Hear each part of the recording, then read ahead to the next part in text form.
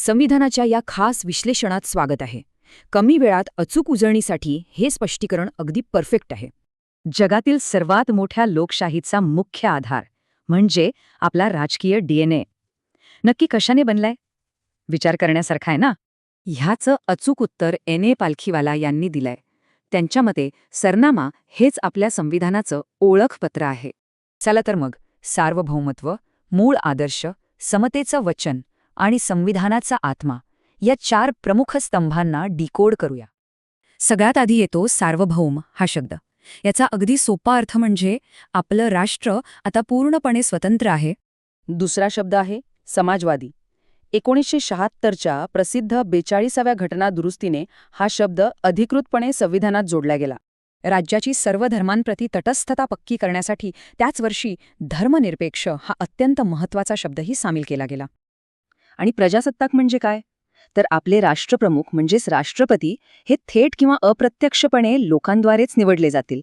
बरं, ह्या सगळ्यामागे काही जागतिक प्रेरणासुद्धा आहेत बरं का. या प्रेरणांची तुलना करणं खरंच खूप रंजक आहे. आपण सामाजिक, आर्थिक आणि राजकीय न्यायाचे हे 3 अत्यंत शक्तिशाली आदर्श थेट रशियन राज्यक्रांतीकडून स्वीकारले आहेत.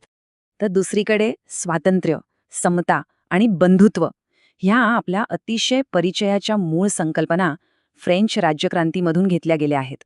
आता जरा फ्लॅशबॅकमध्ये जाऊया. गेल्या काही दशकांमध्ये हा संपूर्ण प्रवास कालक्रमानुसार कसा पुढे गेला ते पटापट समजून घेऊया. 1948मध्ये डॉक्टर आंबेडकरांनी स्पष्ट केलं होतं की भक्कम सामाजिक लोकशाहीशिवाय कोणतीही राजकीय लोकशाही अजिबात टिकू शकत नाही. पुढे 1973च्या ऐतिहासिक केशवानंद भारती खटल्यात सर्वोच्च न्यायालयाने सरनामा हा संविधानाचाच अविभाज्य भाग असल्याचा मोठा निर्वाळा दिला. आणि याच निकालामुळे 1976च्या त्या प्रसिद्ध 42व्या घटनादुरुस्तीचा मार्ग खऱ्या अर्थाने मोकळा झाला. आता समतेचा अधिकार बघा. कलम 14 ते 18 द्वारे सर्वांना कायद्यापुढे समानतेची आणि भेदभावापासून मुक्तीची भक्कम कायदेशीर हमी मिळते. तसंच कलम 325 आणि 326 कोणत्याही भेदभावाविना प्रत्येक प्रौढ नागरिकाला समान मतदानाचा अधिकार ठामपणे मिळवून देतात. आता काही दिग्गजांची मतं पाहूया. के.एम. मुन्शी यांनी तर या सरनाम्याला आपल्या सार्वभौम लोकशाही प्रजासत्ताकाची जन्मपत्रिकाच म्हटलंय. पंडित ठाकूरदास भार्गव यांनी याला संविधानाचा आत्मा आणि एक मौल्यवान रत्न असा अतिशय सुंदर आणि सर्वोच्च दर्जा दिला. आंतरराष्ट्रीय स्तरावर बोलायचं तर अर्नेस्ट बार्कर यांनी सरनाम्याला संपूर्ण संविधानाचं मुख्य तत्व किंवा की नोट म्हणून अगदी योग्य मान्यता दिली.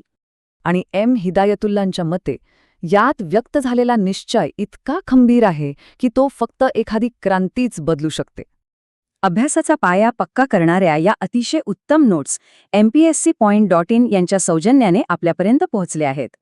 जाता जाता एक प्रश्न, जर संविधान आपला डीएनए आहे तर हे न्याय आणि समतेचे आदर्श आपण आज खरोखर जगतोय का?